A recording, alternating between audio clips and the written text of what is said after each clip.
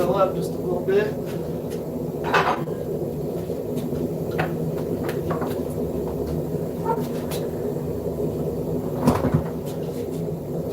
There we go. What's going on, Duck?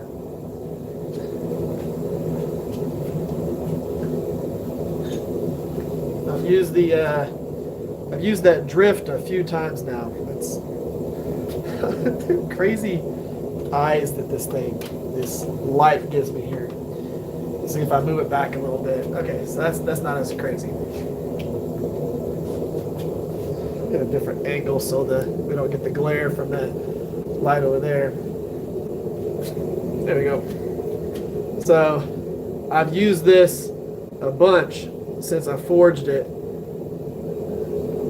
and I've pushed that back in a few times, and that thing has worked like a son of a gun. But definitely going through and heat treating it, that was a huge step, because now it doesn't deform. So the first one that I made, whenever I was using it, what's up, Steve? The first one that I made, as I used it, it got chewed up a whole bunch, because I'm assuming that this was a softer steel, so it didn't work as much as or as well as I wanted it to. So whenever I used actual decent carbon steel and then heat treated it, now you can see all the rings from me drifting with it, but it didn't deform at all. The sides are still smooth. So that's worked out real well.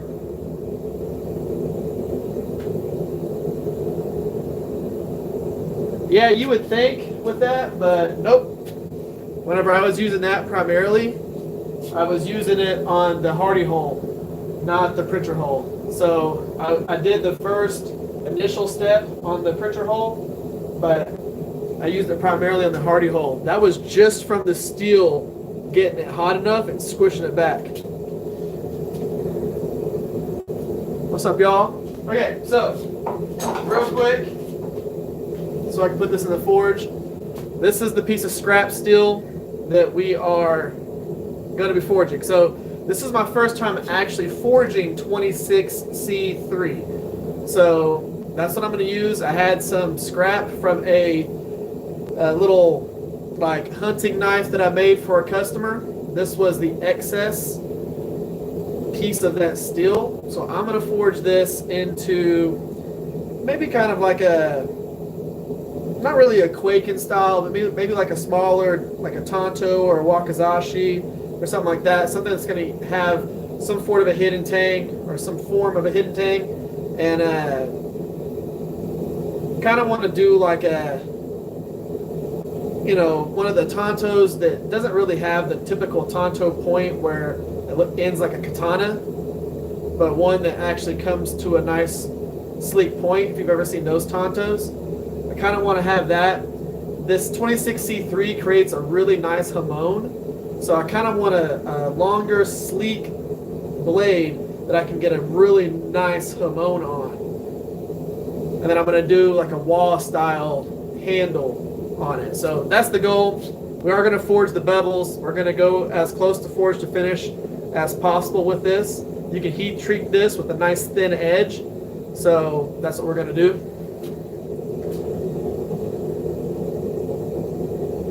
Let's see here.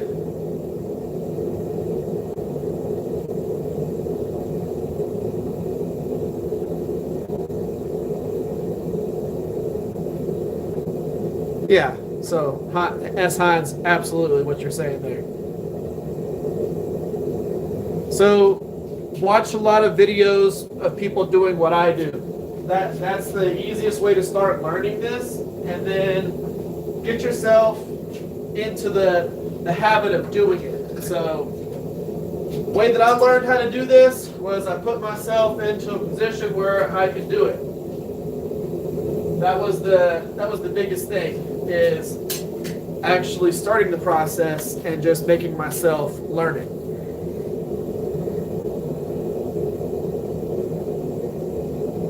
And yeah, I make decent money for my knives. I just actually the piece of scrap that we're going to be forging into a cool knife tonight was from the excess of a build that I just finished for a Christmas order.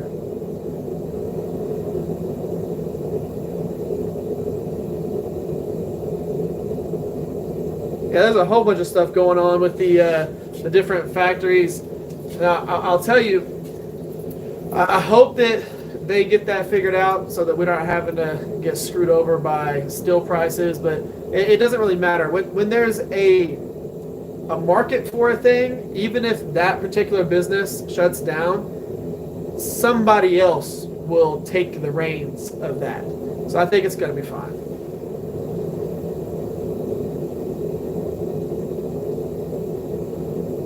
What's up? How you doing? So one of the things that I messed with, so I'm going to show you this while that's warming up. I did another ring knife, and I did it a little bit different than the last one that I did. I wanted to do like a little bit of blacksmith work and everything, so I forged it. Now I did round this whole entire thing, so it's actually fully rounded all the way around there. And then what I'm going to do is I'm going to do a copper band holding the two holes together. But that right there is going to be a cool little knife build. I went ahead and messed with that one. But yeah, I wanted to do a cool blacksmith ring and have a little bit of fun with the actual profile of it. So went ahead and did that, forged that one, played around with it. I wanted to work with the new drift that I made with Duck Rabbit's ideas, and him telling me kind of what to mess with on that. I forged this, so this was just a normal round bar. I actually forged the whole taper and then cleaned it all up. But that's a forged punch and drift that I used to actually drift the hole on here, and then I split it and then did a whole bunch of blacksmith rounding and some cool little fun stuff to that. That was one of my little projects after doing the last weekend's ring knife, which is this one. That's the one we forged during last weekend's live stream. So will Magnica get cheaper or more expensive? I'll tell you this, if it becomes more limited, it's going to be more expensive. If more people take over it'll get cheaper, but it hardly ever gets cheaper if it's a more limited supply. I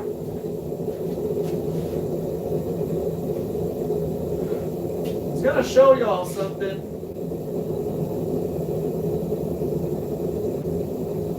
If I can actually find the dang thing. Oh, here it is. So this is one of the builds that I kind of want to do a video on. Now, of course, we forged this during a live stream.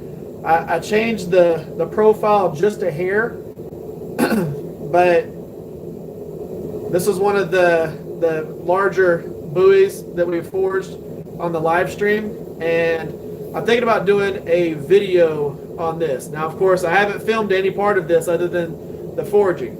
The profile I kind of played with and messed with. I think it's going to be a really nice looking knife. But do y'all want a video on me finishing that one? It'd be going from this point right here. I haven't heat treated it, ground in any of the bevels or anything like that. All I did was my little arch oil separating the little kind of guard area.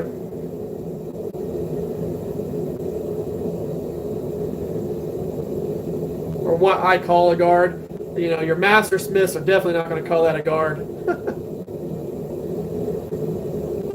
But I think this is going to look really, really cool when it's all done.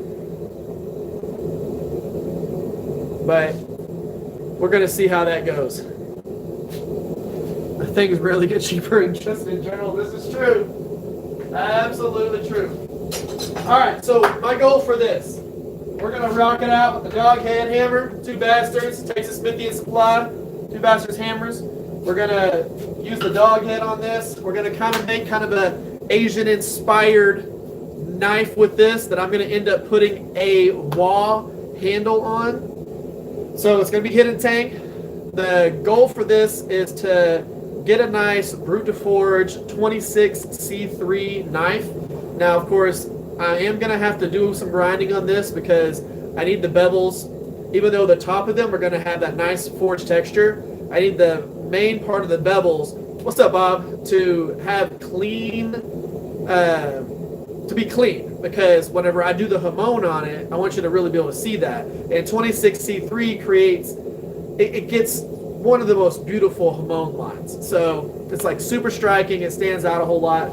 So I've got to forge this pretty close to the thin edge, but I'm still going to need to leave enough room for me to actually grind in a little bit. But we're going as close to forge to finish as possible on a kind of Tonto Quaken-esque, I wouldn't really call it a sushi knife, or like if you've ever seen those long, sleek tuna knives that they have. That's kind of the direction, but also fun with it. We're going to have some fun. We're just going to forge this thing and do cool stuff. So there's not a huge like idea of what I'm going to try and achieve here. My goal is to make something cool and have you all watch and talk with y'all. So that's the big thing for me. And I'm going to make sure I change this to all messages. There we go.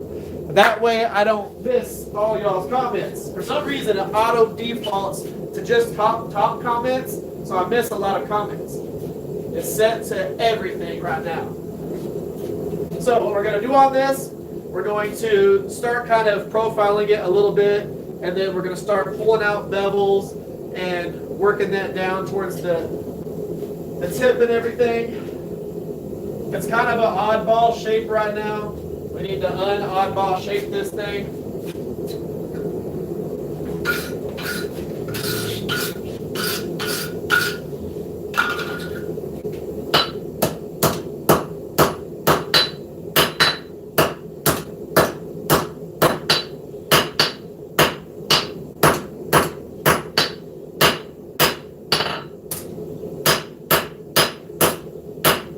Now I had a little bit of a hump here. I wanted to push that down a little bit. I don't want to put it down too much because I want to draw a little bit of height out with this. The next thing is going to be forge in a tip. So we're going to forge in a tip, and then we're going to take and we're going to draw height and length out of this. Now we're going to get length from doing a distal taper, but we're going to get length from the distal taper. We're going to get height from drawing it down with the cross peen, pulling it and getting some height out of there, and go from there. What's up, DL?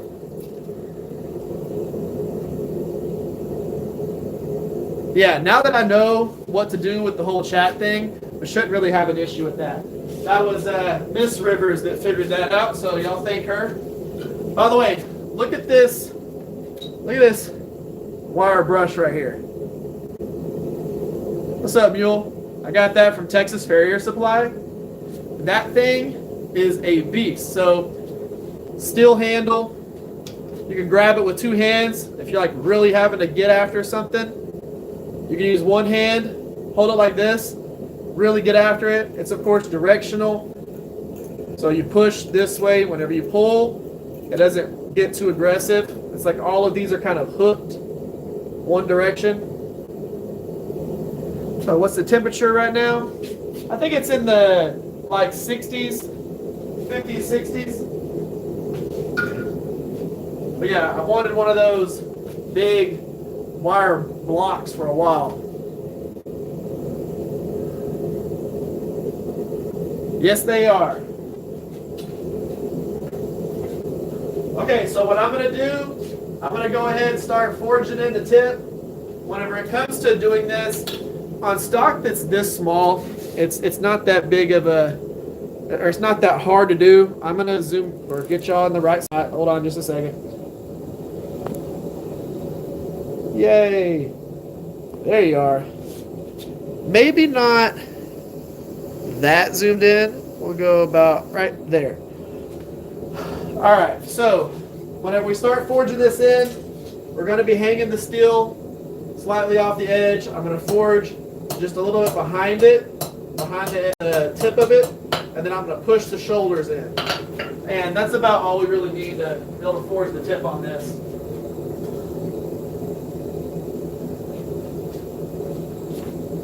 So right behind.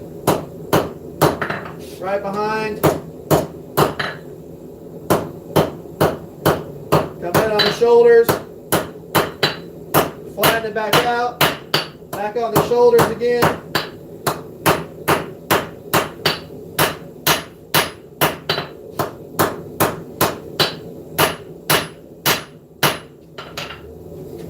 And we have ourselves a point.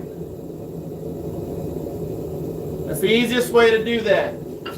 You hang it off slightly off the edge, forge just behind the point.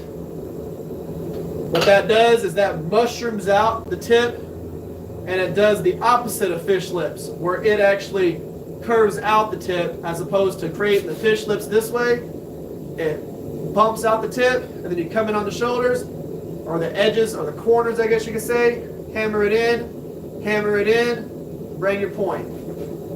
One of the easiest ways to forge a square into a point. I know a lot of people ask me that, and there's a lot of times whenever y'all see me forge, I'll start with a piece of steel. That has a slight angle to it, so that all I've got to do is come in and forge that corner down, and that gives me my point. But yeah, for this right here, we go just behind. It's a little more square inside. We forge just behind the end of it right there, and push in here. Push in here. What that'll do is that will mushroom out the head here, and then we push in the corners, draw out our point. If you come in sometimes and you start forging straight down, what'll happen is you will extend. This is how you get fish lips. You forge on just the tops. What ends up happening is this section gets longer, this section gets longer, but the center stays the same. So you're forging the two edges, the two corners, more than you're forging the center. So it creates a fish lip. But if you push behind here, you squish this. It's only got a couple of ways that it can go. Most of the time it's going to go in and push the center out.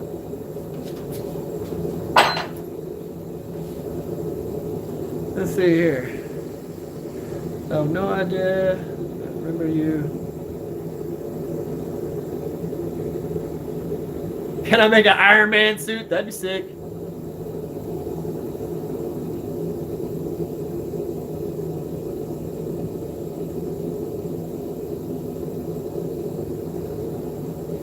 Okay, what? No, show us what it looks like finished.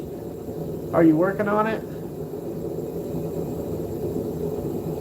And yes, I'll show you what it looks like finished. But the goal for this, that's kind of cool. I actually don't even have a blade to really reference this with. I guess I kind of do.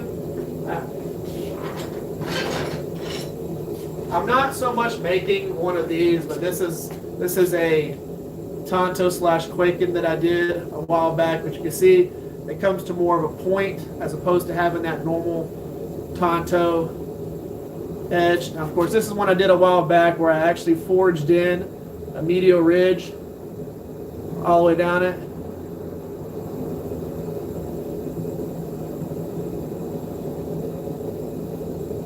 Both sides there.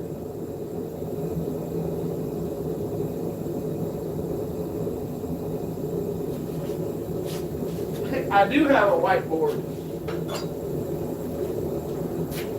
All right, hold on. Pull this back out. Work on it just a little bit more.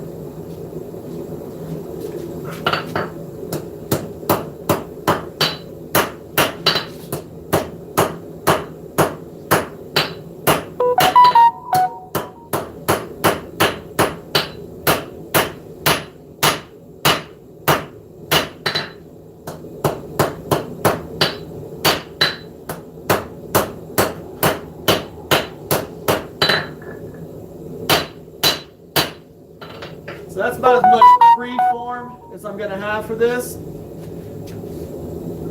Oh, yo, hold on. Gotta mess with my volumes just a hair so that we aren't sitting here getting a whole bunch of alerts. Let's see here. I have a couple of whiteboards. The reason why I'm not getting so crazy with the whiteboard on this, but I'll go ahead and show you what I'm talking about here. Let me grab one of these Sharpies or dry erase markers. Oh, and also I got a new little rack that I'm gonna use. So I'll show you one of the dry erase boards. This is the one that I use to draw a lot of my profiles that I'm messing with or trying to figure out. That's what this board is. But I also have a small one for demonstrations, which I'll show that. But I'm going to be turning this rack system into my forge stand. The forge is going to go up top here, so it's almost face height. So to give you an idea how tall it is. So this is going to be where the new forge is going to go. I'm going to be going to a shop where they actually do a certain forge that I like, and it's got ribbon burner and all that stuff. And I'm going to do a video with them. They do their kind of their own forge building class. So I'm going to go there, build one with them, and bring it home. And it's going to end up going on top of this. So I'll have a ribbon burner forge too.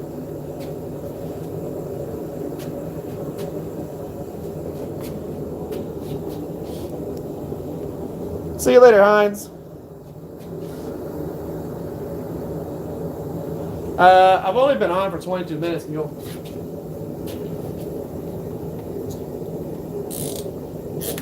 So, here's the goal.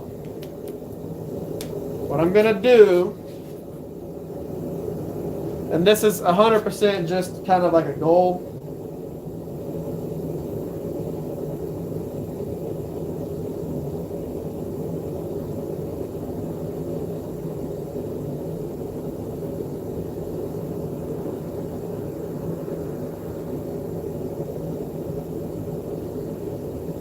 This is not a very good drawing of it. But yes, something kind of like that. So it's going to have a wall style handle, but I'm going to be putting a nice little sleek profile to it. I mean, the blade profile will probably be closer to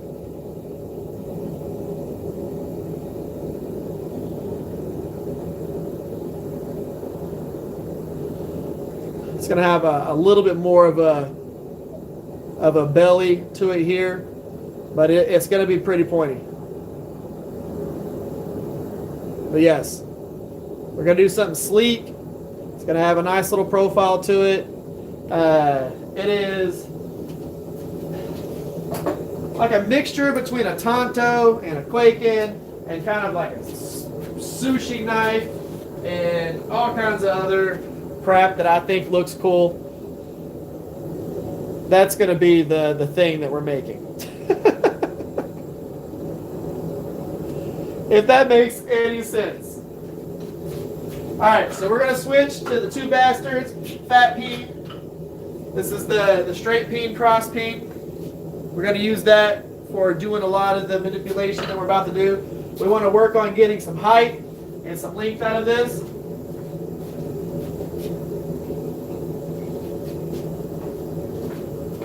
So I'm going to use the cross peen first.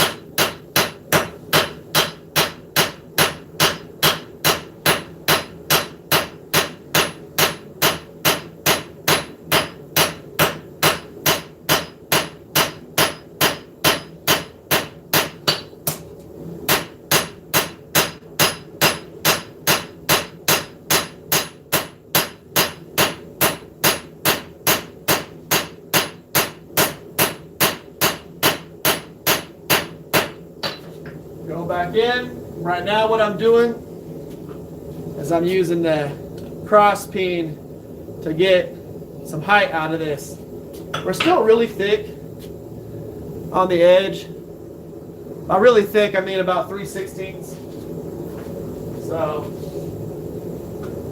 we're going to be drawing that down to more of an edge thickness, and we're going to be, you know, forging out some length while we go in and get that distal taper in there.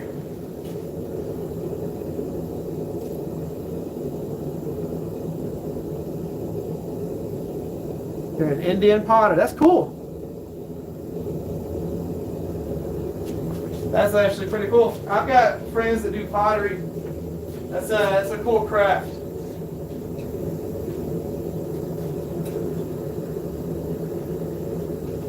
I'm running the forge just as some of y'all might be interested in this, some of y'all might be not interested in it. But right now I'm running the forge at about 7 psi.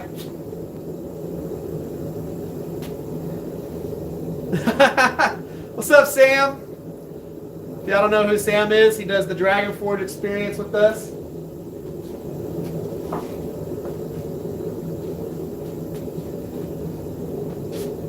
But yeah, I'm running about 7 psi on the forge right now. I was really surprised by how little psi you could run whenever we were doing the Dragon Forge experience. We were running those forges at like 4 or 5 psi, and they were getting everything as hot as they needed to be. So I'm never really going to run it over 10, like probably ever.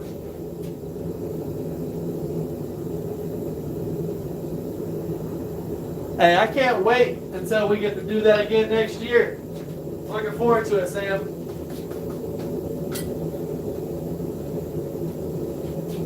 So Sam was doing the swords with everybody before I started doing it.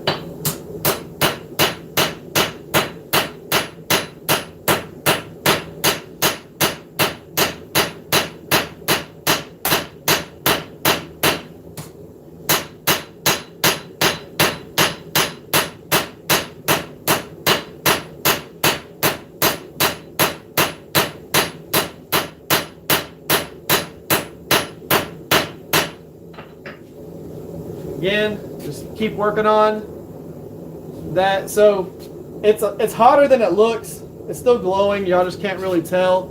I guess you can see right there a little bit. But whenever you look at it down here, it's like gray. So I'm going to zoom y'all in a little bit more, but we've already got pretty decent height out of that thing.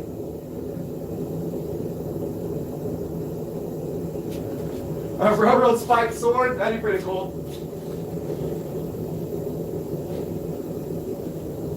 I've got one that I'm going to work on, that I'm going to do something fun with it. I've got this, it's a smaller railroad spike, so these are the ones we normally work with, this size right here. This is a slightly smaller version of it. And I'm going to be making something cool with that. I'm actually going to be splitting it, forge welding a piece of high carbon into it, and it's going to be a really cool little build. But I'm actually going to put handle material on it and all kinds of stuff. Blade forge is a single burner that's really well insulated. I often run 3 psi depending on what I'm forging. Yeah, run that propane low.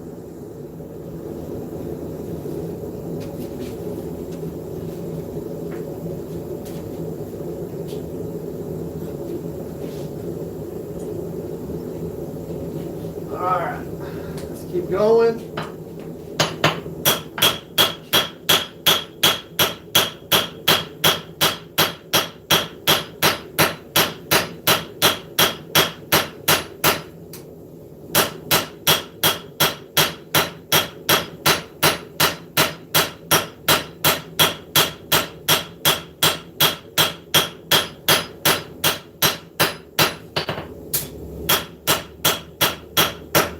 What I should have done is I should have gone through and sketched out how big this piece of steel was so that we could see a before and after of what I've been able to increase on here. What's up, Toby? All right, so one of the things that y'all are going to see me do on this is whenever I'm forging, I'm not, this type of forging that I'm doing right now is not a whole bunch of really crazy material manipulation. Like, I'm not trying to blast away at a huge chunk of steel. So whenever y'all see me forge with that, you'll see me use a heavier hammer, and I'll be using big swings whenever I'm doing that. The stuff that I'm working on right now is a little bit finer, so you're only going to see me working about this height right here. You're not going to see me getting after it and trying to just crush something, because what I need to do is I need to get everything to the spots that it needs to go. We're not trying to blast through a piece of steel or anything like that. So you're going to be looking at it, and I might not be looking like I'm doing much work, but I am, because I'm hitting the steel the right way, as hard as I should be hitting it, and getting the result that I'm trying to achieve. You don't always have to hit it like you're a human power hammer.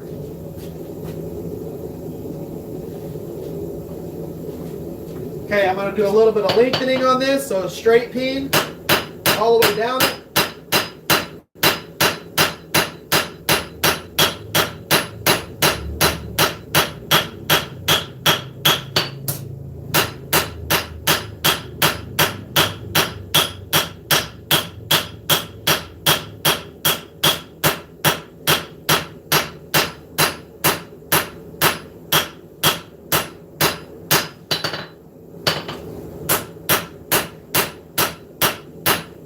So, with the two different straight peen, cross peen setup, the way that this works, cross peen this way gets you height, straight peen this way gets you length. So you're creating lines, valleys that go across the blade, and whenever you flatten those out, it pushes length, and I'll show you an idea of that here in just a second on the dry erase board.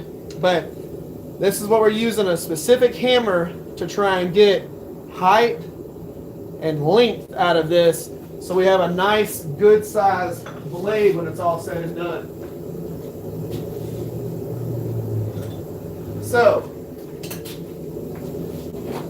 whenever we go through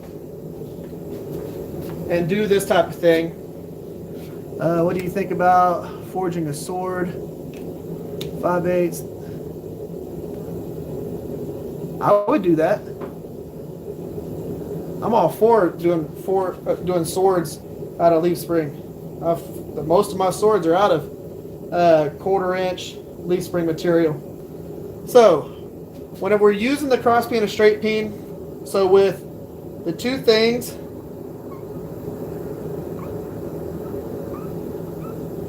imagine that this is what we're trying to do to the steel, okay? We're putting a whole bunch of hammer dents like this down the steel, and then what happens is whenever you flatten it out, you hammer all of these peaks right here down into the steel. That's got to go somewhere. Typically on a piece of steel, whenever you're using a rounding hammer, you hit it and you move the steel all the different directions, so the steel goes all the way around. When you're using a cross peen or a straight peen, you're putting lines like this, so whenever you forge those down, the material in here is going to end up expanding. Whenever you forge this top section down or this section down, that steel's got to go somewhere. It's going to go in and get to where it's even with this, and it's going to push the material outwards. So that's why we use the different hammers, so that we actually get the result that we're going for. Cross peen, straight peen, get ourselves some length, some width.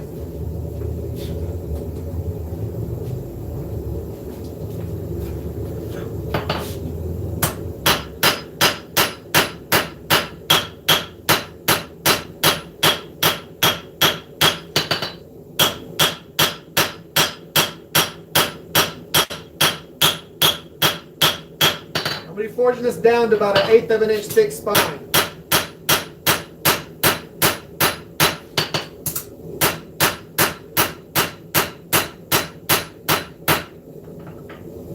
But as of right now, our blade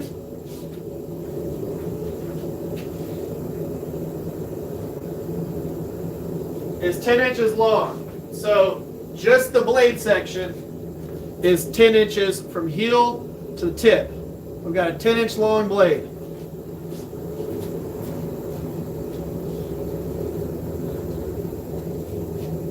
Which means once I finish the handle on this, the handle's going to be about 6 inches long. Wall handles tend to be a little bit longer handles. So you're going to have about a 16-inch to maybe more overall length on this. I would say the stock is probably closer to about the blade section would have been about closer to about 7 inches long. So from what I had left from this,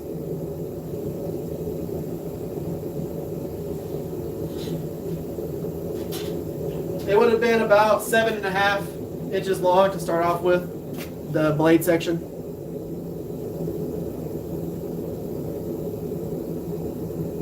So here's the deal with me forging a San Mai or doing a Damascus blade or something like that, especially a San Mai on the live stream, is what you would have me, or what you would see me do is forge a billet.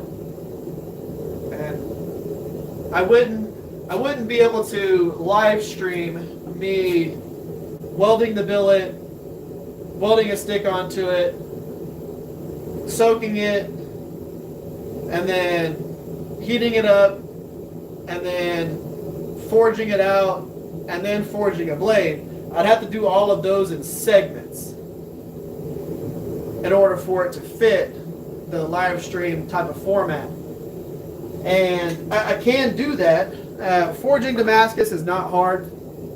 Forging San Mai is not hard, especially whenever you have this. Like forging Damascus and all that is easy. It's just the prep, making sure everything is prepped how you want it to be prepped. All right. If y'all want to see me do it, what I'll do next week,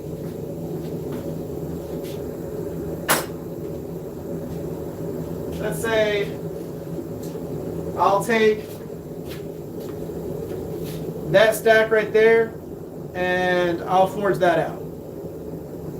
Now this is going to be closer to a Gomai because it is, of course, 5 layers, but that's a 80 CRV2 core, 15N20, and then 1080 on the outside, or 1084. So it'd be 1084, 15N20, 80 CRV2, and then 15N20, 1084. I'll weld that up, put a little stick on it, and then we'll heat that up and we'll forge that out into a billet. And what I might try and do is I'll see if I can figure out how I want to set that up, but I might do a higher count billet and go from there.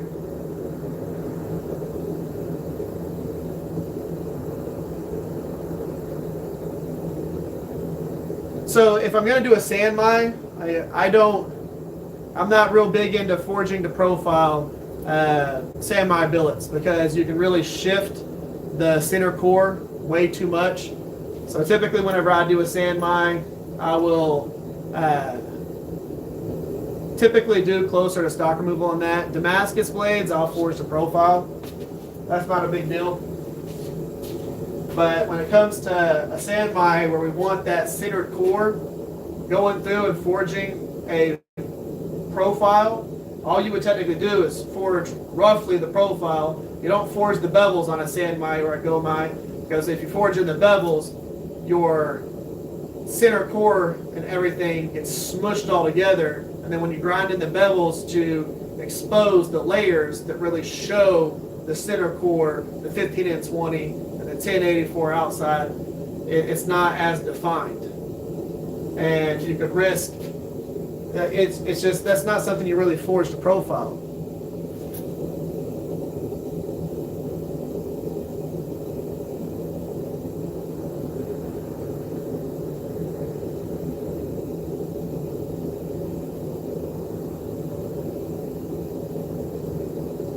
Yeah, you're talking about no distal tapers, no bevels. I don't care. I'll do it.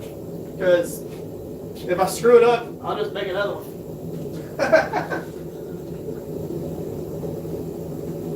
But yeah, if I just forged it and stretched it out, that's not going to be a long enough video for a live stream. I would have to make a blade in that video, in that live stream.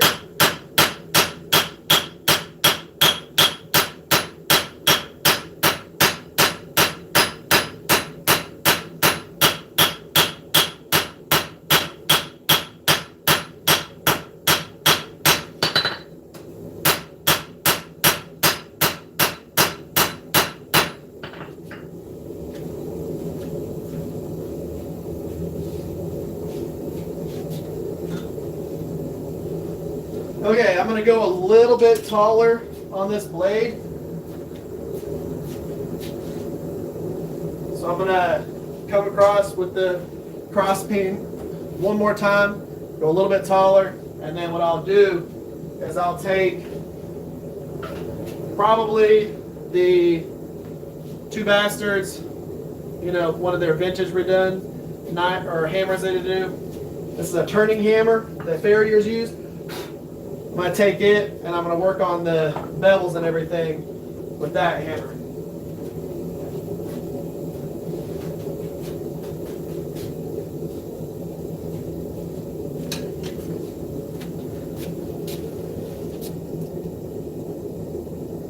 Yeah, just do a quick mosaic, build on a live stream. I won't be doing mosaic stuff until I get a press. Because, yes, can you do all that crap on a power hammer? Sure. I'm not going to. It doesn't matter what y'all say. I'm not doing mosaic Damascus without a press. So, I'm way too picky.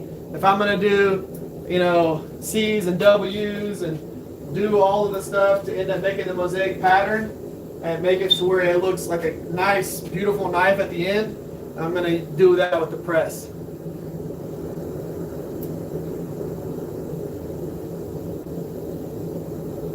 See, one of the reasons why I don't do any of the Damascus knives, it's not that I don't do them. I make Damascus knives and all that crap, but most of the time they're lower layer, nothing too crazy. It might be like 20 layer, 30 layer, 50 layer, stuff like that. My thing is, I just have fun doing them. What's up, Ellebeck? T-Rex tooth handle. There you go.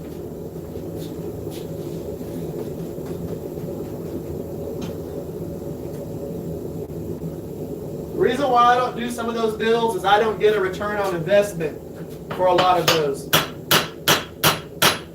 Some of the knife makers do that, but I don't get a good return on my investment with some of those builds.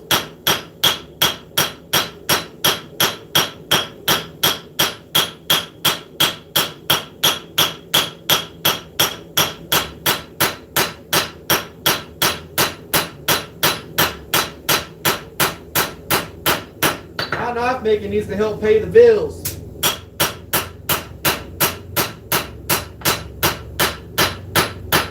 So if I was getting like, you know, a few million views every single video, that'd be one thing. But I don't get the millions of views or the hundreds of thousands and all that stuff on all the videos. So whenever I go through and I make something like that, so if I go through and I make something that has gold inlay, if I can't get my return on that investment, not just in the materials but the time cost, then I'm not going to do it.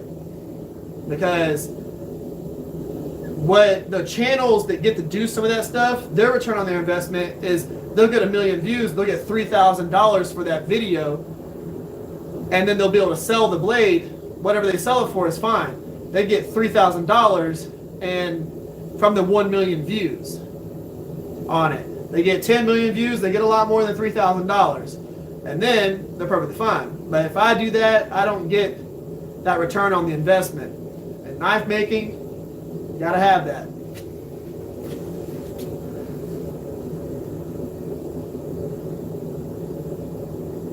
Correct. Knife making needs to pay the bills, not be the bills.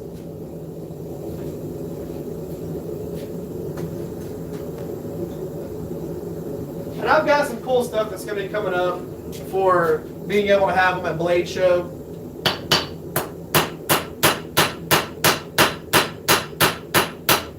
Because I'll be at Blade Show, Texas. I'll have a table there this year for 2025.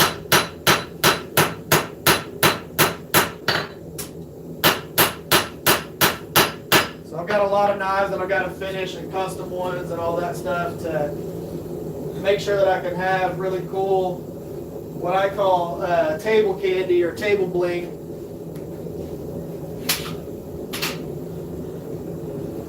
So y'all are going to see some fun builds get finished and all that while I lead up to that.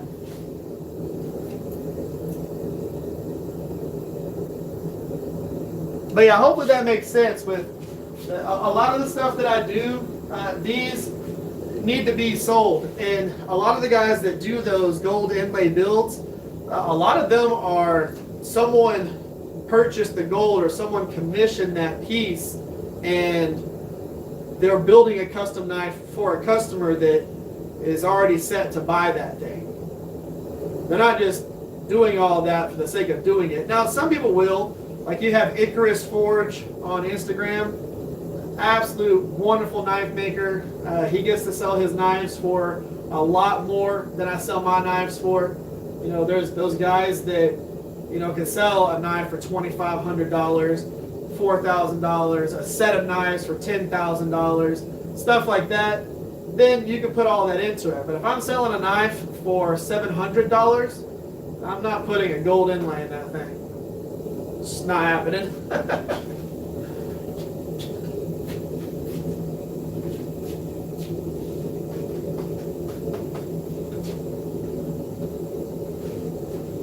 But I agree with you. I want to make cool builds again. It's really nice whenever I have a full-time knife maker.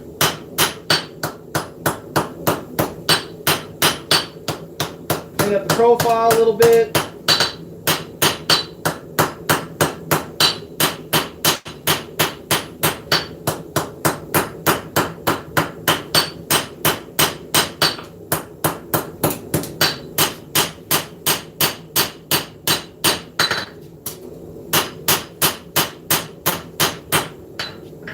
So I'm going to keep working on that profile. I haven't really started forging in the bevels yet. There's slightly forged in. The edge thickness is thinner than the spine.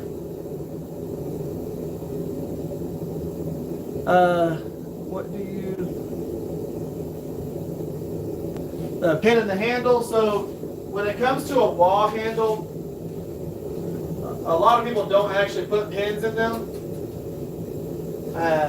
I will put a pin in mine, most likely, but the handle construction doesn't really require a pin.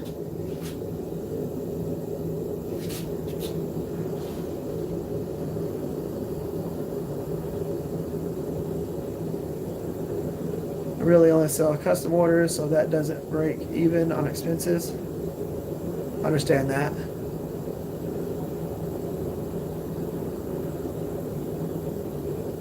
Yay, punching and drifting hammer eyes.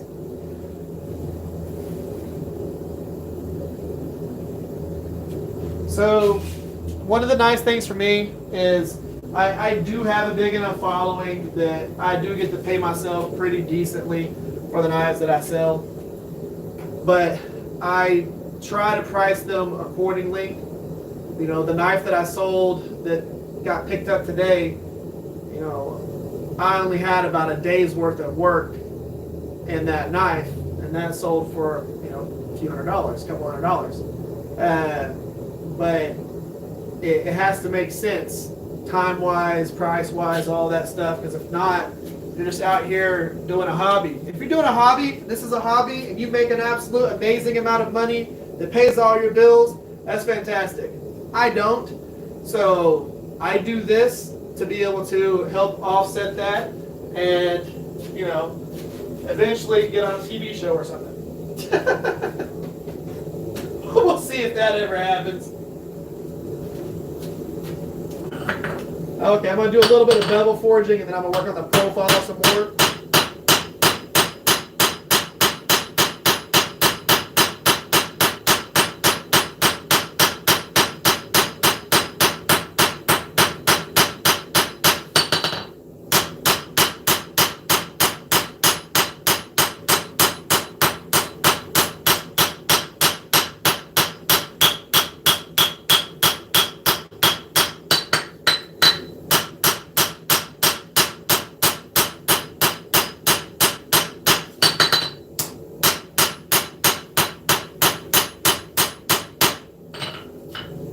A little bit of bevel work. Still got to mess with the profile, but I'm not super worried about doing that just yet. We'll do another round forging the bevels in, and then I'm going to start massaging the profile and the point down.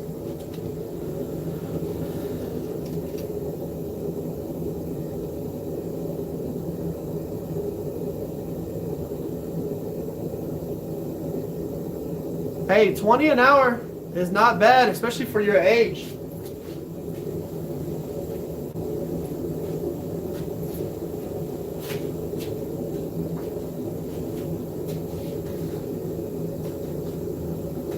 You know, whenever I first started doing this, it was something that I really thought of as a hobby.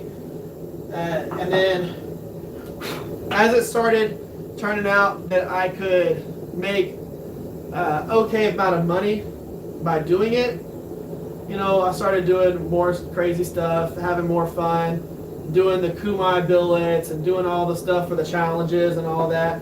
But one of the things that I figured out as I started doing this is my regular knives sell way easier and way faster than the custom knives. A lot of the custom builds are like the cool custom stuff that I do with like the dragon scales and stuff like that. You know, a lot of that is just me having fun with the build, and if it sells, it sells, it's great. But those take a while to sell. Like I've got an integral bolster Damascus chef's knife with an amazing handle on it and all this stuff. It's a beautiful, beautiful knife, but charging what that knife needs to be sold for really limits the amount of people that can buy it.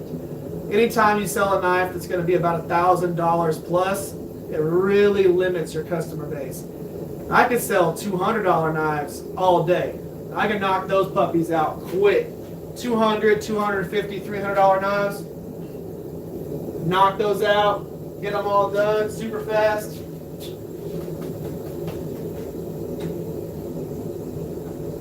And eventually, I'll get back to doing some of that stuff. Don't worry about it. It'll happen. Get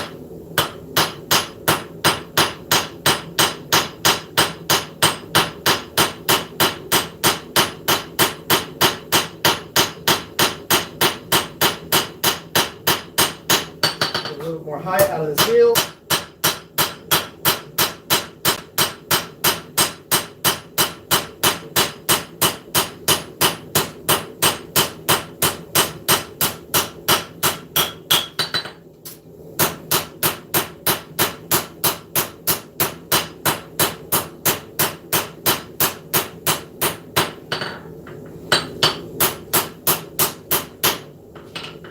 got a decent amount of height out of the heel for that.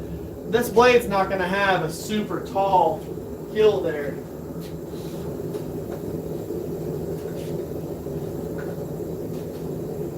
But what I ended up doing was I forged, let me erase this real quick again. So on the blade,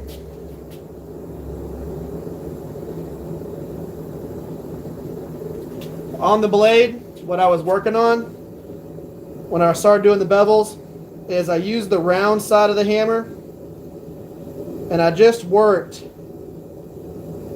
on the edge right there. And that's going to take that and scoop that tip up as we do that. And then if I want to bring that banana shape down, all I got to do is start working here,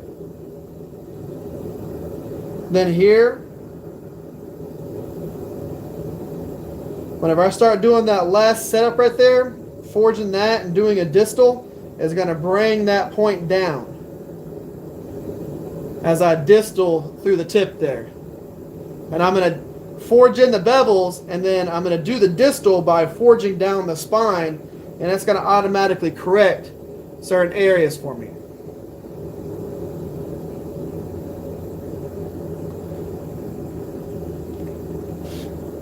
Let's see here. Helps it for me, custom work pays better.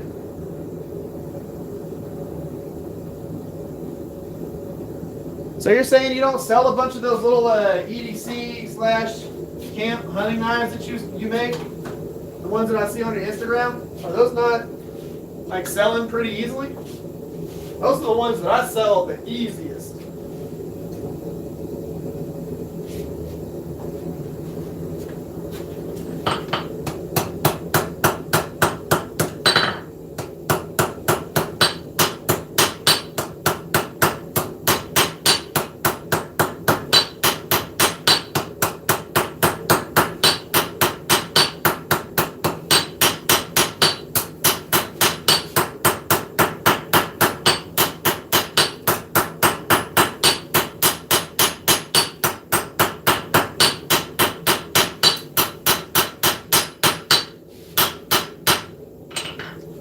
Start getting more of a subtle taper up through the tip there. Right now our blade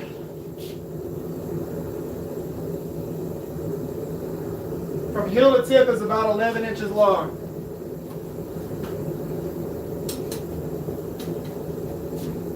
So from the cutting edge side, we're about 11 inches long. See, I'm not so busy that I run out of supplies. I mean, I've got like 15 feet of this 26C3. I've got plenty of ground bar stock, a little bit of everything. Mine is time. You know, I work a full-time job, family, the whole thing. It's time. Trying to have the time to do all of this stuff. And I'm trying to get back into doing the more consistent videos again. I've been thinking through how I want to do those. I've got one that's going to be coming up for the Dragon Forge thing.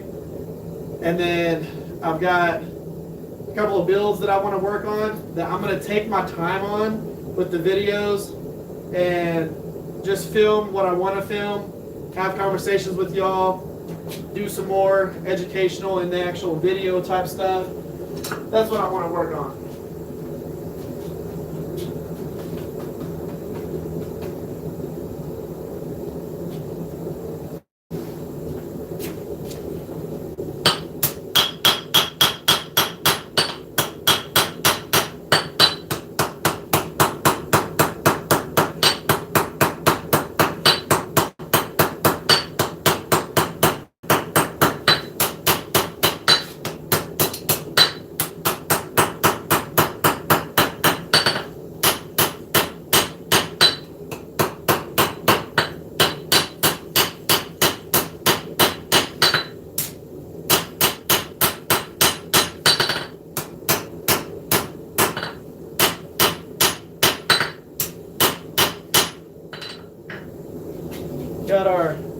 kind of back in the line. We're going to mess it up just a little bit because I want to forge in a little bit of a distal.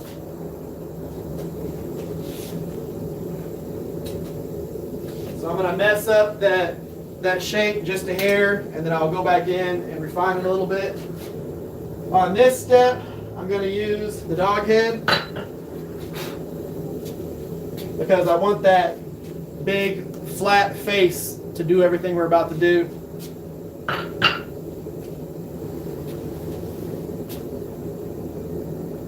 If I make it, no one wants it. See, the thing is, if people are asking you to make custom knives and you're getting custom orders, that's one thing. If someone custom ordered a fancy knife from me, I'd make it hands down. But are you saying the more custom knives that you make, you sell them even if you don't have a customer lined up for it? Like if you make a fancier knife or a more custom knife and you put it out there, people tend to gravitate to that faster, and you sell that more expensive, fancier, crazier looking knife than your stock EDCs. Is that what you're saying? Or are you saying that whenever you're just making your regular knives and you don't have customers lined up for them, it takes a while to sell them, but you get custom orders and you make those because you already have a customer lined up for it, and it's a custom order that they kind of decided on? What are you saying there? I don't do much stainless steel. I don't have a heat treating oven. Now you can heat treat some of the steels in forges. People do that, but I don't typically work with stainless. Once I get an oven, I'll mess with that more.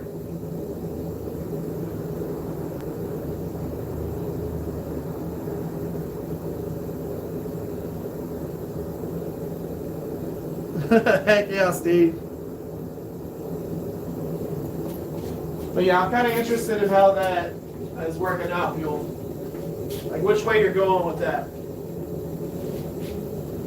Okay, distal taper time, working just on the spine.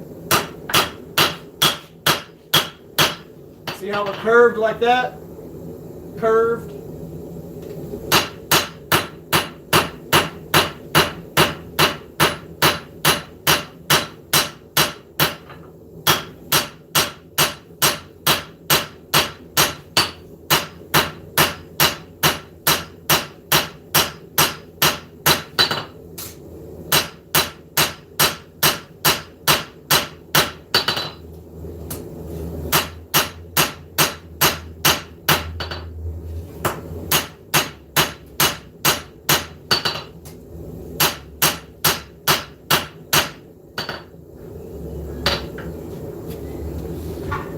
We already don't have a curve in it anymore on that spine.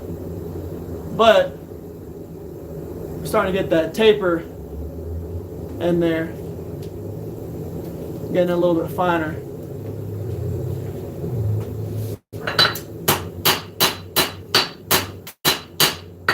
What's up, Nisha?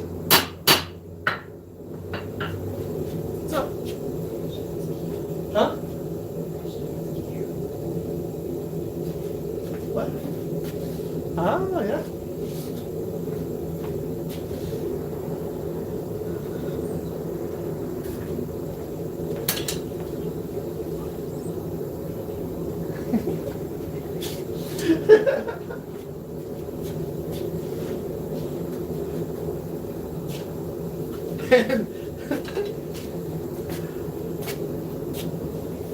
Let's see what you said here.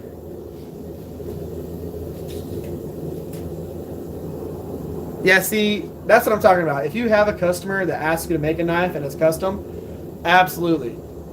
That way you already know it's sold before you even start making it. What you just did was custom. Yeah, so You're working on custom. for me, if I have somebody ask me to make a knife that has really cool stuff in it, I'm all for that. I will go all out on it. But it's just making those knives for the sake of making them. That's when it starts getting a little rough. You want me to show them this? Mhm. So this is one of my son Xander's art pieces. This is going up in the shop. I'm gonna put a frame on it. I have a lot of his artwork. Nisha brought that in here. Yeah, that's cool. So I'm actually getting a 3/4 sleeve tattoo of all of his. He's got a whole bunch of these cool characters. I'm gonna get a full cityscape done. That's gonna go from about right here up to my chest piece that I have, and that's gonna be all based on these cool characters that he drew from like 5 years old to like, well, he's 14 now. They're these cool characters / monsters / creations. They're going to be like attacking the city and defending it and all that stuff.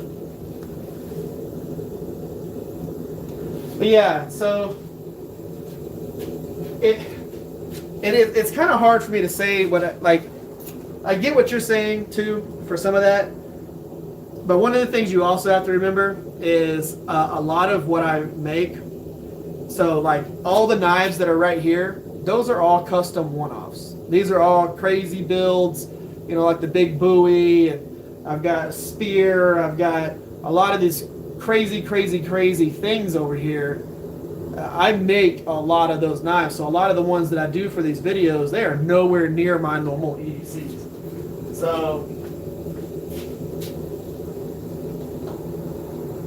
give y'all an idea.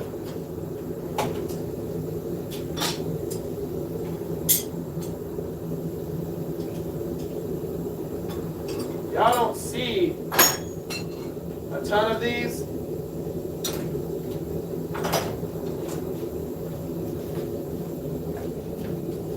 My normal stuff, I've got like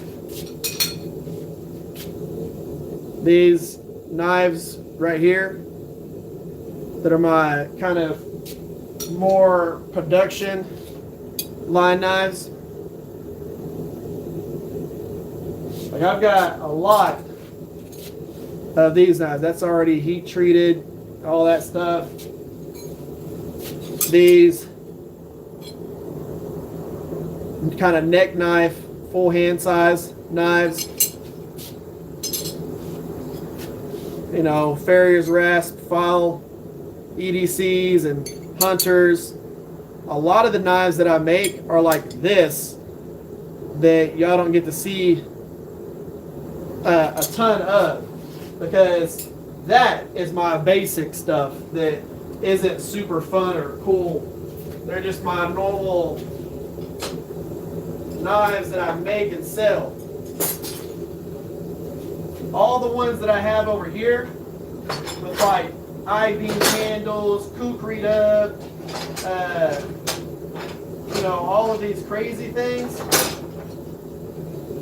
These are not what I typically like have for customers and sell those. Like that's not, these are not the ones that are things that I sell a ton of, like an I-beamed handled EDC and all that stuff.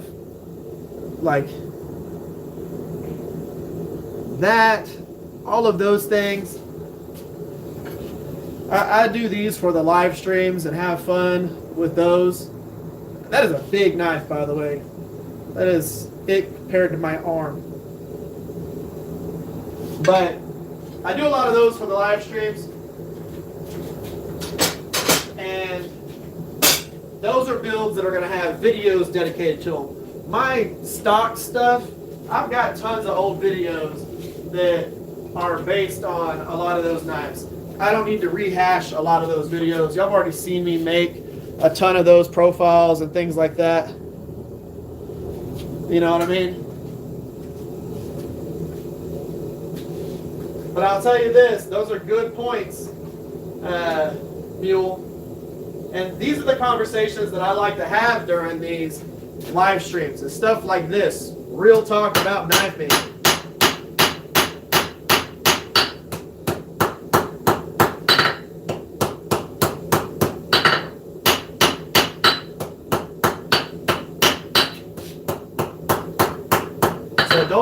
like I'm like singling any of y'all out. This is the stuff that we talk about during these, because you have access to me, and this is the time you should ask me those questions. Or point stuff out. Because I can answer it instantly. So thank you for that, Mule.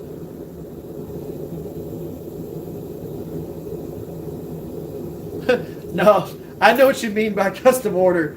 Those are just crazy one-off builds, but like the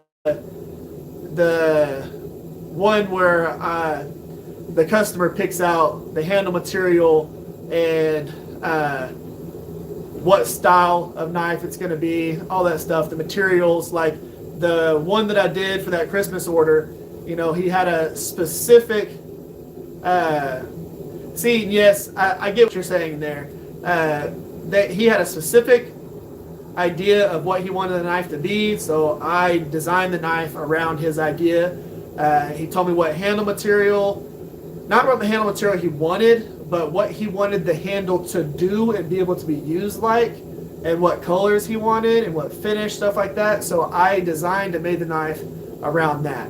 Yes, that's a custom knife, but in the YouTube world,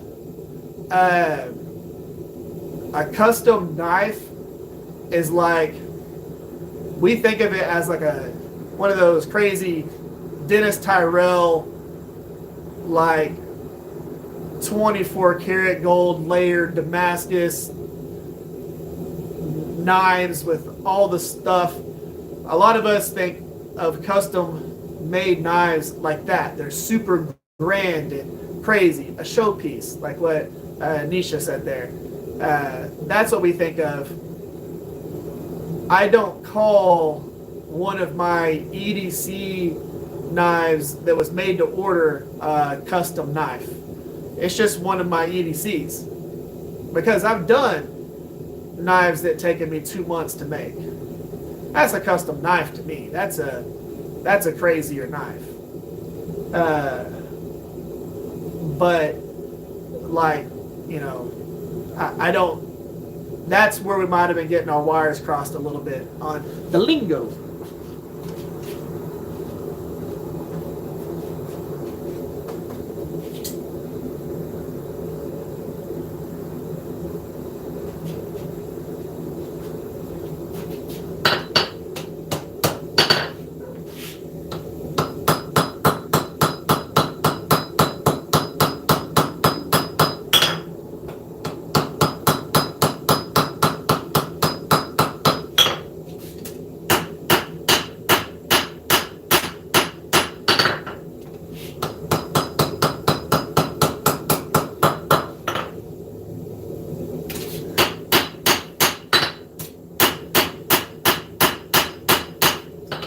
Working on right now, can't really see it too much.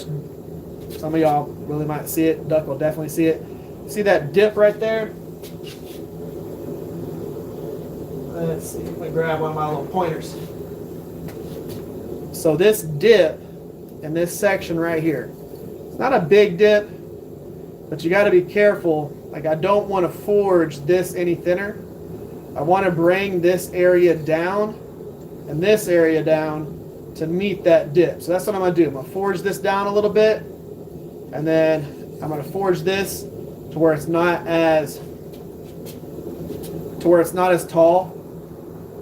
So I want to get rid of this dip, but I'm going to push the material around it out, because I got to do that anyways.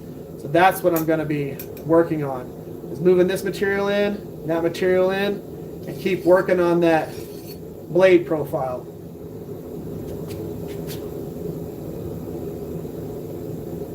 My fridge is covered with grain cage joints. I love that. That's one of the coolest parts about having creative kiddos. My son Toby, he's in this super drawing phase right now too. So I think he's going to come up with some really cool stuff. So what you'll see me do is, while I'm working on this profile and I'm trying to be specific with the section that I'm forging down in, I'm using the broadest section of my horn here to do that instead of the flat of my anvil, because the spine of this knife is not flat. It's got a curve to it. It's got an arch. So whenever I'm hitting, if I hit here, what it's going to try and do is it's going to try and take that curve and flatten it, because I'm hitting on the top of the curve.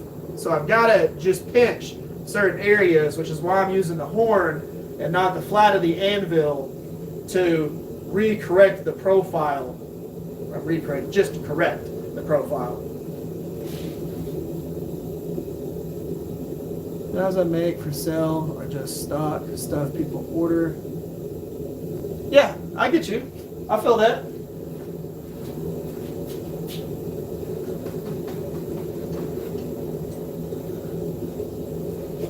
Yeah, once we kind of, figured out what each other were saying, I feel like we really got a grasp on that now.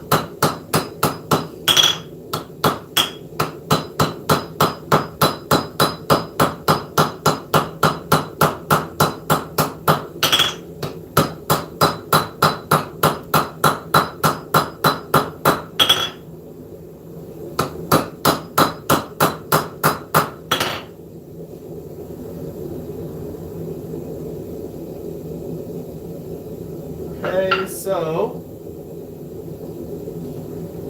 we have that little narrow section taken out of there. But what I want to do now, because for one, when you look at the thickness of the edge now, I took, and by forging it down, I widened that edge where it was thinner. Right now, let's say I wanted to take my hammer and thin that edge out again. What it's going to do, that specific hammer, is it's going to move the material all the different directions.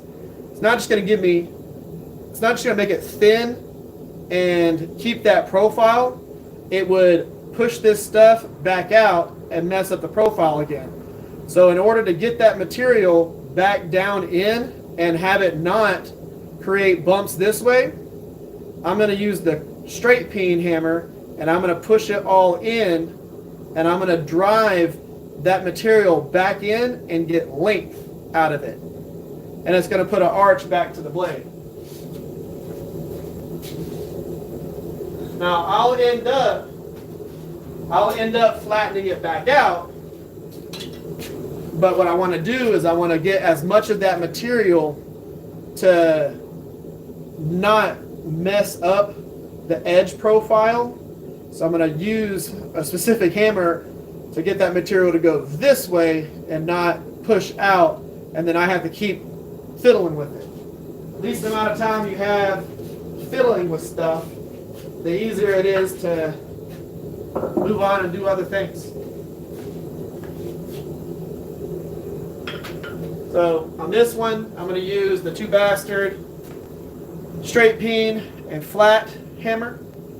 That way I can go through, work on driving that back in, and then flattening it back out. And I minimize the amount of bumps that I put in on the edge. Canadian horse farmer, a Texan, Pennsylvania teenager trying to have a conversation with this dumpster fire of a language. I love that. Oh, Doug.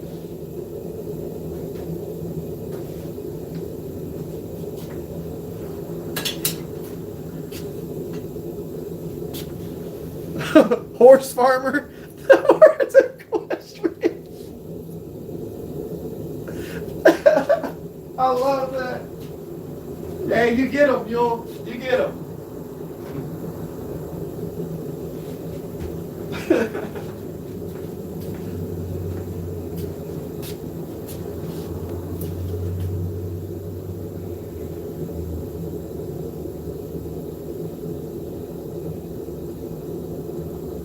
Yeah, exactly what Nisha said. It would have been a custom order in your eyes.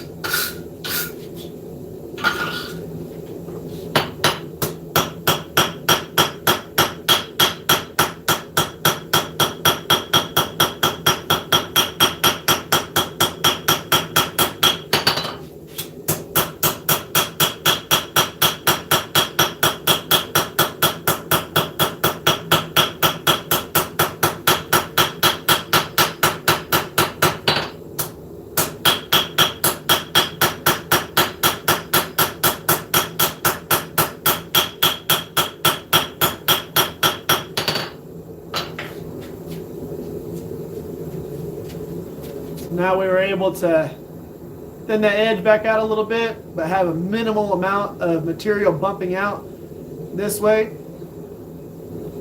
It was still keeping a nice profile there.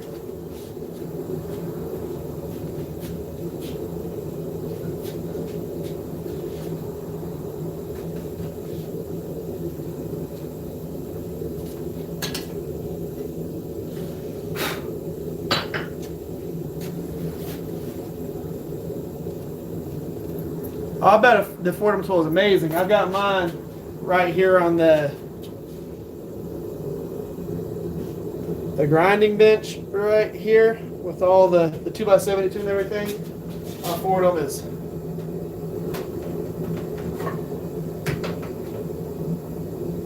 right there. I've got its own vise set up back here on the back side of the dust bench. You want to call it anything.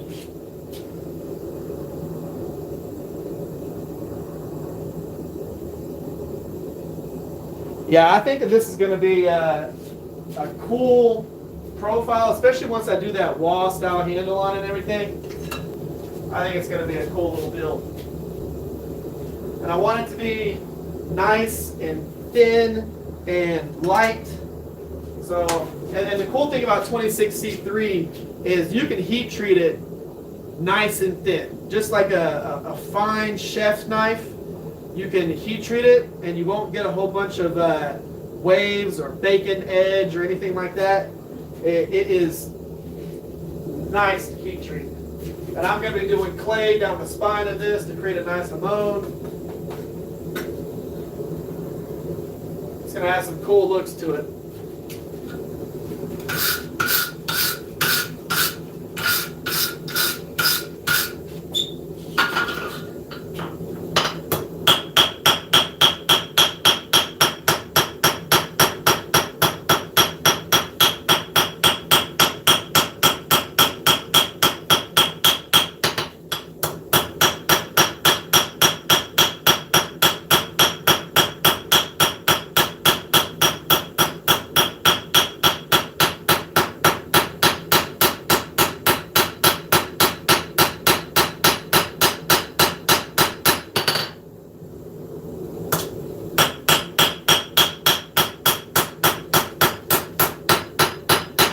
Really trying to focus on pinching the edge. So on this side right here, I'm hammering like this. I am focused on pinching the edge on that side. So I'm not hitting it fully flat. I'm pinching the edge. When I'm on this side, I'm pinching the edge as I go. So I'm just trying to work that edge. I'm not trying to work the full width of it, but we're getting that profile that we want. Nice little arch to it.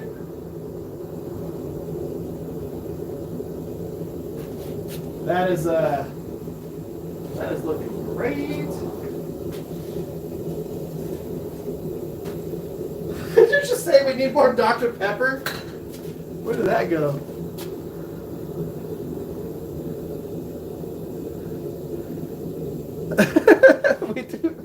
we definitely need more drinks. You're right.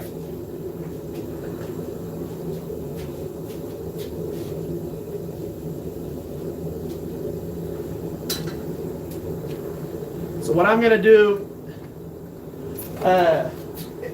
with this profile is I am going to go through and bring that tip down just a little bit more. Now, of course, this is stuff that I could grind if I wanted to, but I want to bring that down just a hair more. I don't want to go too crazy because I want it to have a nice size tip. I don't want it to be super pointy.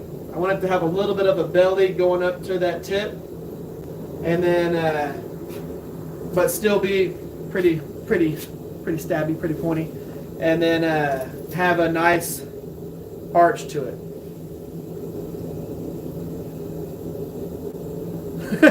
This is true. This is true. A lot of the reasons why I'm able to come out here and do this is because of my wife. So I know this. And that's not just me trying to appease her. She's the one that does a lot of my community stuff. She's fantastic. A lot of YouTubers aren't blessed enough to have their wives actually participate in a lot of this stuff.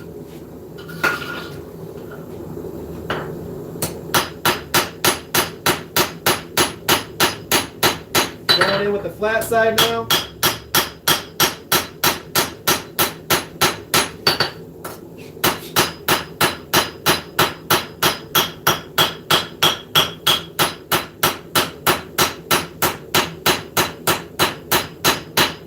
Pushing all those peaks back down in.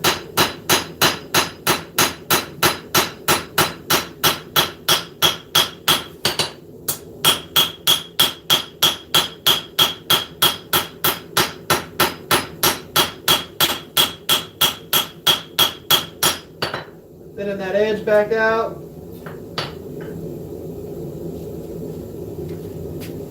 So you can see what profile we have right now. I do want to take a little bit of that arch out of it. So I'm going to forge in this area right here. Okay? I'm going to forge that down a little bit thinner. That's going to drop this down just a little bit more.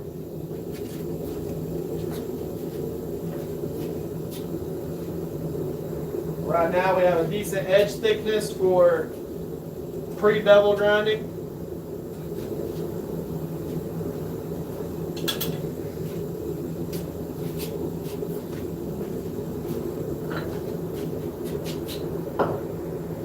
So for this phase, I'm going to use the turning hammer, and we're going to get this profile where we want it. Unpaid social media manager for sure.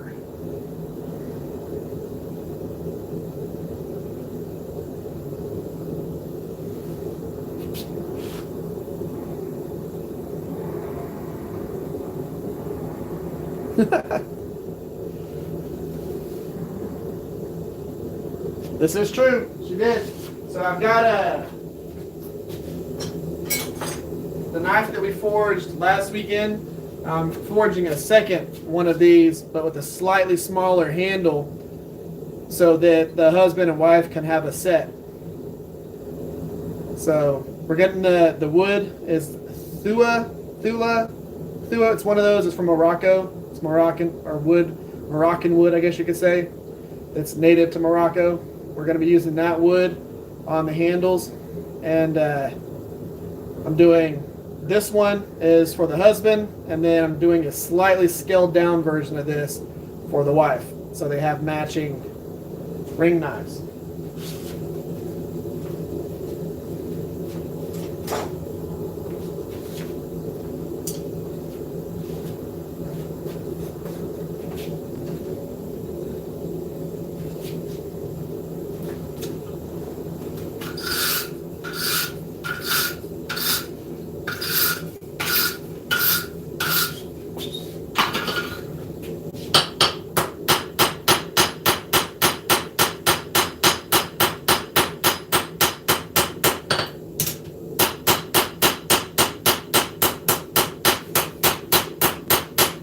Using the round side first.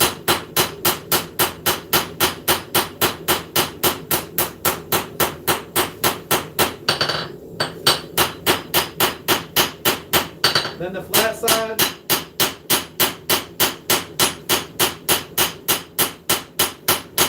A little bit of planishing.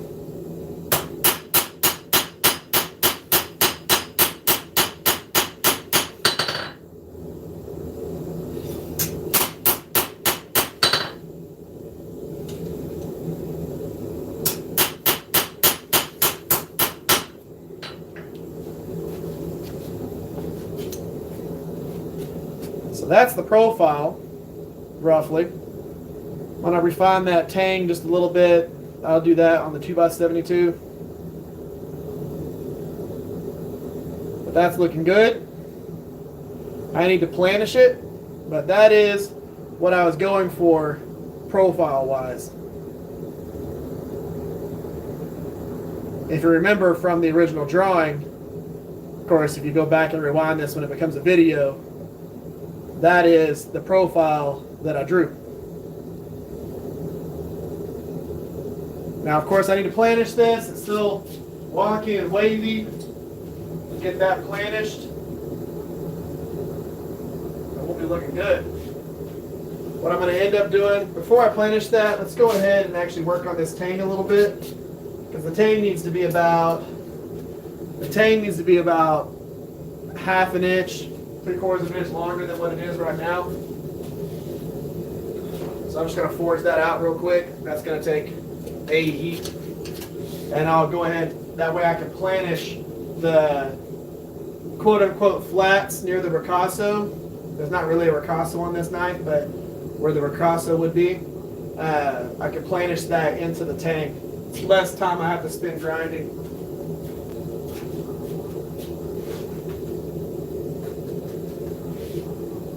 But I'm going to go ahead and just put make this tang just a little bit thinner. Don't really need to put a taper down to it, because on these wall handles they just have long skinny tangs. I'll show you the material I'm going to use.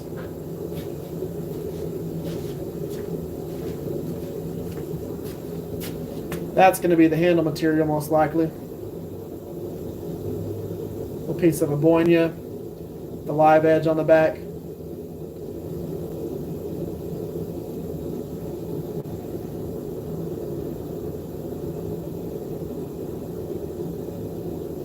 Beautiful piece of wood. Might end up using it. I've got another couple of cool blocks that I might use, but for the most part, I think that's what I want to use on this.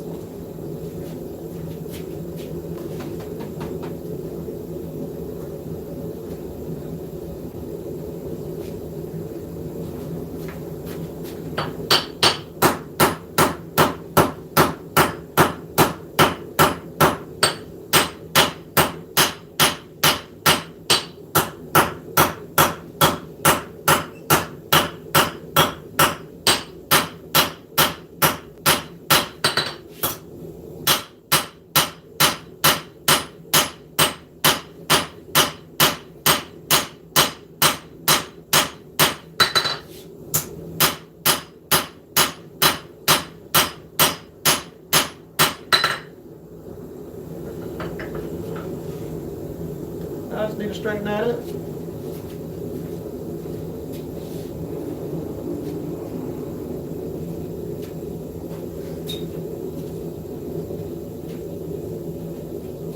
I'm going to heat up primarily just the tang on this.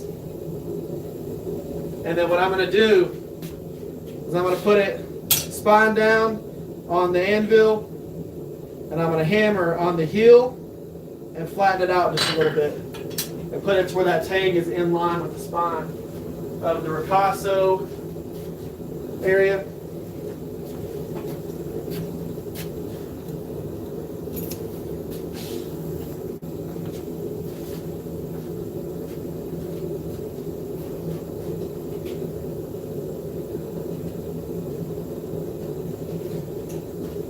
So primarily just the tang.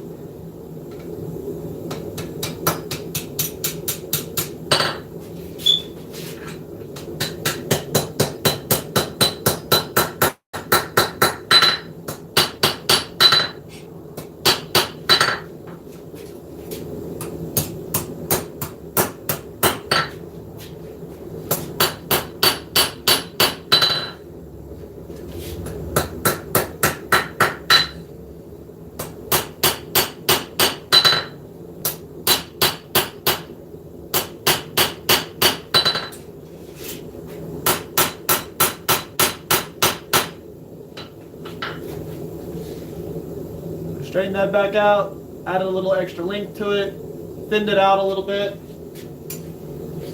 I'm going to planish that in with my auto body hammer. So I'm going to planish that up into the flats of the blade.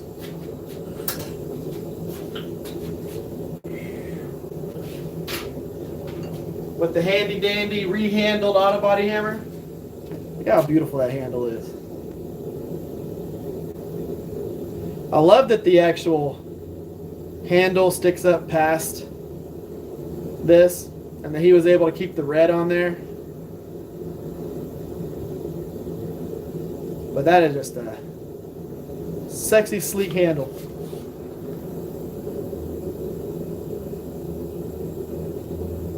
Okay, my phones. They forged still, sitting together.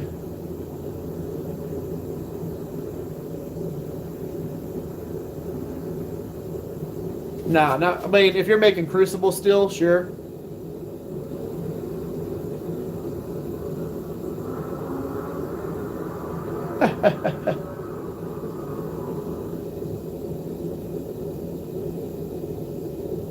You know, material, pin color. That's pretty cool.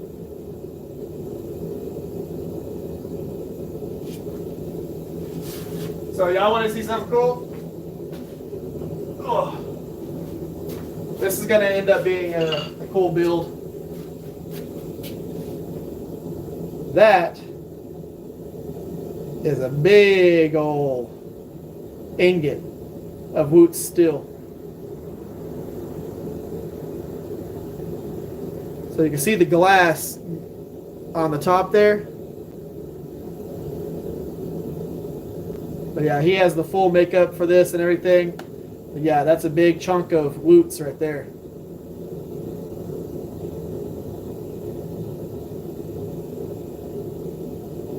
So I'll be forging that into a very large billet. But guy gave me that at the Texas Fair Supply Hammer-In that I did a class at. So that's been cool. Yes, he does. He's absolutely awesome. Good old fellow YouTuber. Him and Spencer. Spencer's awesome with the stuff that he makes.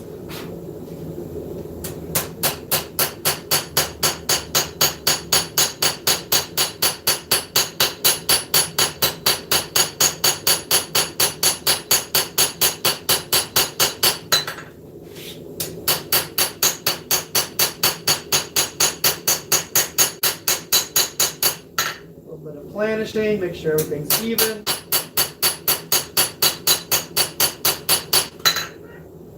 Okay, that's all good. Now all I need to do is start working on planishing the blade back up into the tang. Get the blade all planished. Good. Wonder how long the blade is now. So from tip to heel, we're at right at about 11 1/4 inches.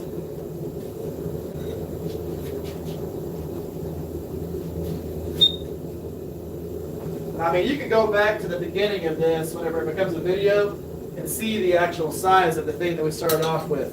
I mean, it was only about, at the tallest point, it was about 1 inch tall, height-wise, and then it went down to about 3/4 inch towards the middle. And then I think the tip was about 3/4 inch, maybe a little bit less than that. It's not a big piece of steel.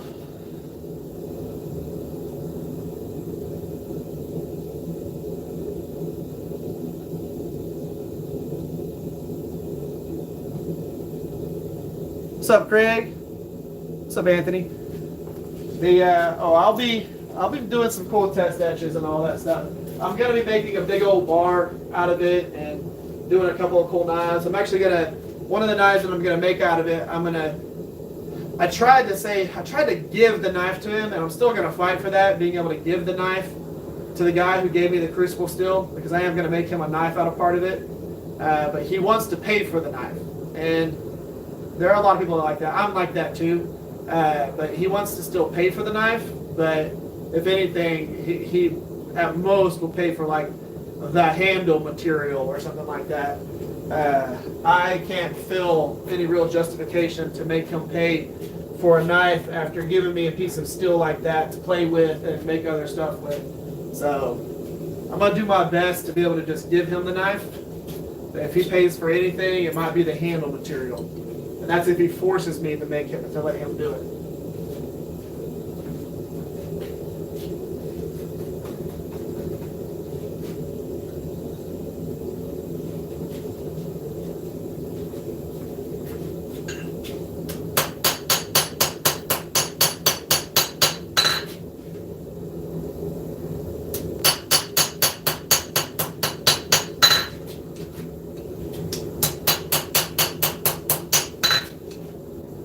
Make sure we get it nice and straight. I'm not super worried about making this thing perfectly straight right now because I'll probably end up tweaking it in the vise later.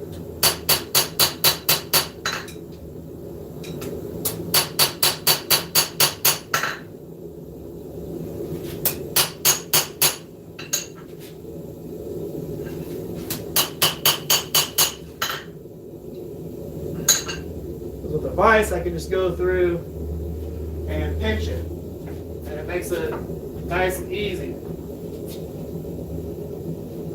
Yeah, y'all can see me over here.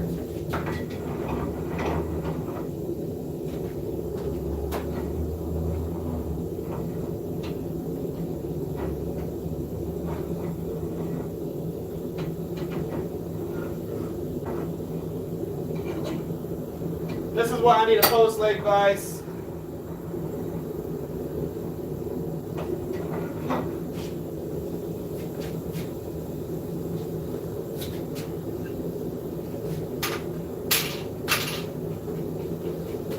My rehandle ball peen hammer.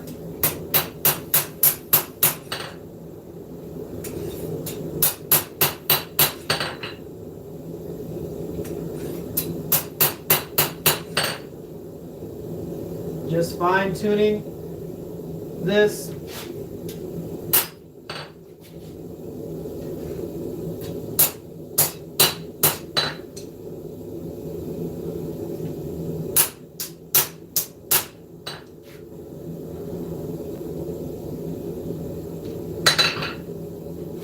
You don't have yourself a good ball peen hammer? Get one.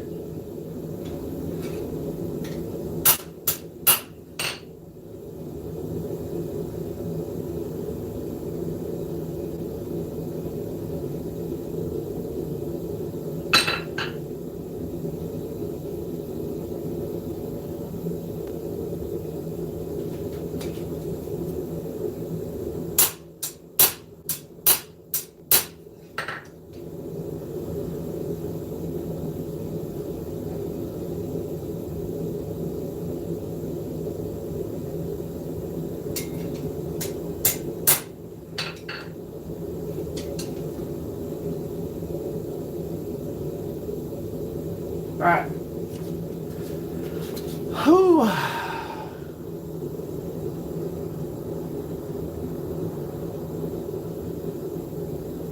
No, so with the ball peen, I wasn't doing any noticeable real dents. What I was trying to do, because the heat that it's in right now is not in a material moving heat, it's in a more planishing heat. So those areas that I'm hitting it with the ball peen is making the shallowest dents. And it's the reason why I say get a good one. So I'm the one that surfaced this one and faced it how I want it to be. See how it doesn't have a sharp, it doesn't come to a point. It's a nice radius all the way around like a marble. It's the same thing with the face on this side. It's got a radius to it too. Broad moving, narrow moving. Get yourself a really good ball peen. And then reface it to do the things that you want it to do. But you can see the little spots for where I hit it. Those are the shallowest little things. Whenever I grind this and I grind in the bevels on there, you're talking about a thou. Like it is the slightest margin. You wouldn't see any of that. But yeah, that gets us a nice straight blade.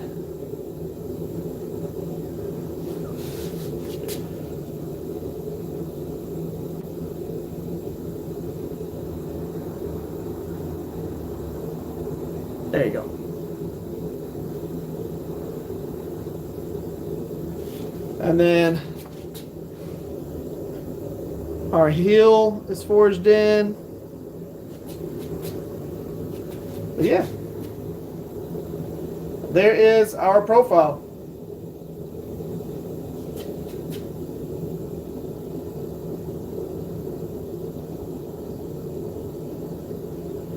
And then of course, as I grind it, it's going to have even more of a distal going to the tip, because the bevels, like you'll only see real forged texture from about here back. The hamon's going to come out all the way up here. So the hamon line will end up in this section. So the bevels are going to come up to about here. So you'll see forged texture all up in this top area, all up here. Forged texture, then it will taper out. And there's going to be bevels ground in. So all this area is going to be nice and flat. And that hamon will snake its way from about right here and snake its way all the way down the blade and come out about right here. Come out of the spine. So these will be, it'll have a nice distal ground in the rest of the way. It does have a subtle distal all the way from this thickness right here out to that thinness right there.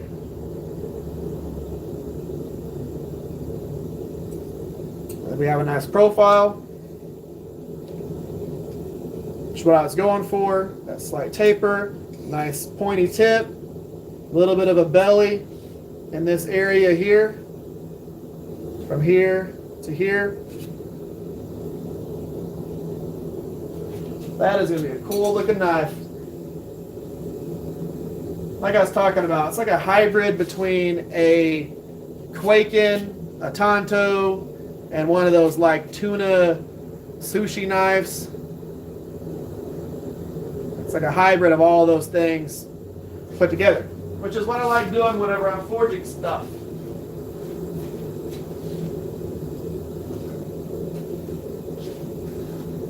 Just sitting there, coming up with a design in my head and going, that's the thing I want to make. Now all I got to do is just make it.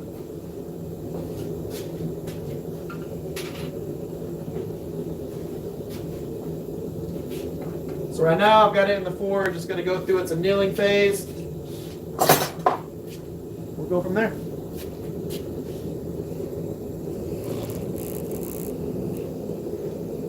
Listen here, that is not a brisket knife. Would it work as a brisket knife? Probably. I don't think it's long enough to be a brisket knife. You can look up what the actual length for brisket knives are supposed to be. I think they have to be like 13, 14 inches, 15 inches, something like that. The blades need to be a little bit longer than this one. Will this work for us? But if anything, this would be closer to those knives that like Salt Bae uses. So that those knives that Salt Bae uses to cut the steaks and all that crap, I'd say this is more close to whatever profile of knife that Salt Bae's knife is. If he's even still relevant in any way, shape, or form. Am I going to make a competition chopper? You better believe it. Absolutely am I making a competition chopper. I have the, let's see if I have it over here. I've got it somewhere. It might be in the other shop, but I've got the, you can use horse stall mat for the handles. A lot of them, for their handles for the competition choppers, they use horse stall mats or really dense rubber. And I've actually got a high diameter rubber that I'm going to use for the handle material. It's not actually a horse stall mat, but I do have excess horse stall mat because I have a horse stall mat. That's what the power hammer sits on. This guy. So this is bolted to the ground and everything, but I've got a horse stall mat separating this chunky son of a gun from the concrete. So it'll save the concrete as much as possible.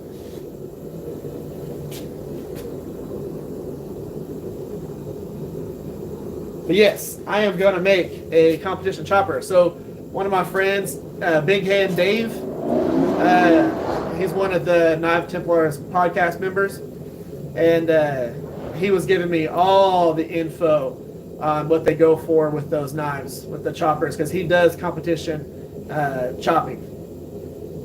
He does all the competing in that. He's sponsored by Pop's Knife Supply. He's their like competitor and all that crap. So it's pretty cool. But yeah, he was giving me the whole rundown of what to go for on the competition chopper. So yeah, I'll be making one of those.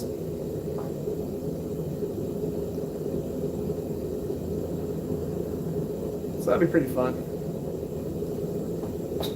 So I think next week, what we'll do for the Saturday build, I'll either be forging that thing into a Gomai, or I'll just stack together, like, it really depends on how much steel I have or what I have, because I can always make a bigger billet. I just don't have a ton of 15 and 20 right now, so I kind of have to play with what I got there. So I'll either be forging that billet out and then making a knife with it, or I'll make a slightly larger billet. But yeah, I'll get that all welded up, stick welded onto it, and have it soaking in kerosene leading up to the forging of it. The deal is I don't use any flux, so that's one of my own things. Do I have borax and all that crap? Yes, but I don't feel like replacing the floor in that forge. I have a sacrificial forge that's behind this propane tank right here that I do Damascus with, but with the kerosene, getting a good weld on the billet and then soaking in kerosene prior to it to fill any type of areas that might not have been welded perfectly, so that it does what it's supposed to do, burns out all the air. That's the extent of what I'm going to have on there. So screw all that flux. It's really not necessary with the San Mai. It's great for forging, Damascus billets, but I'm just gonna smash that thing out. And those steels all love to be married to each other. It's, like I said, 1084, 15 and 20 on the outside, and then 80 CRV2 in the center. The only thing is, the 80 CRV2 is the thickest piece out of the three of them. So if anything, I might cut down one of my, like a little section of 1080 that might be a little bit thinner, because I think the 80 CRV2 is 1/4 of an inch. I might take that and swap it out with 1080 on the center, so that it has the same thickness as the two outer pieces. Because what'll happen is, if you have that big center core, everything will want to forge around that, because everything else, the thinner layers, are going to get more heat in them, and it'll want to mushroom around that thicker center steel. So that's the only thing. I might end up modifying just the center layer. Other than that, it's just a San Mai. Well, technically a Gomai, but same thing. So we'll see how all that goes. But for now, we're hit almost two hours. I'm going to go ahead and wrap this thing up here. Turn this forge off. Let this thing kneel. Let that do its thing. I've got plenty of builds that I need to work on this next week. Get some stuff finished up. And I'll be working on a couple of videos, things like that. So y'all will get some regular video content as well. So without further ado, let's go ahead, call this thing. Thank y'all for being here. Thank y'all for talking in the comment section.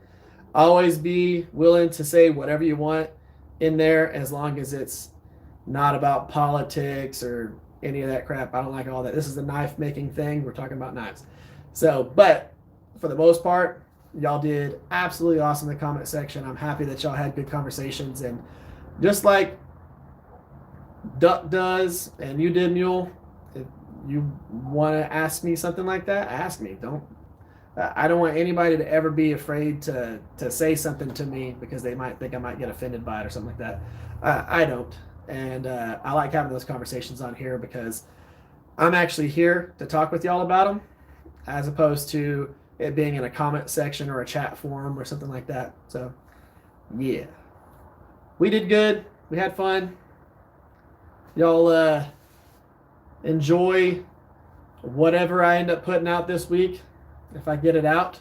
If not, I will see y'all on Saturday. We'll call it good. Unless you call Mule a horse farmer. Yeah, equestrian. You get it right, Duck. Don't be picking on Mule. By the way, Mule, I do like your knives. So I'm still working on the one that I made based on your design, but in my own style. That's actually right about here on my workbench. So that's the fun one. I've still got stuff that I'm messing with on it. It's gonna have a really cool bright set of handle material on it. It's pretty cool. So yeah. Other than that, thank y'all for being here. Almost 2 hours. We did awesome stuff and had some fun. I made I guess a brisket knife, if you're letting Duck name it. So yeah. Y'all have an amazing night. I'll catch y'all in the next one. See y'all.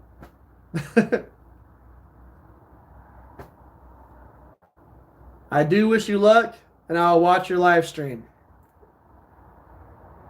See y'all.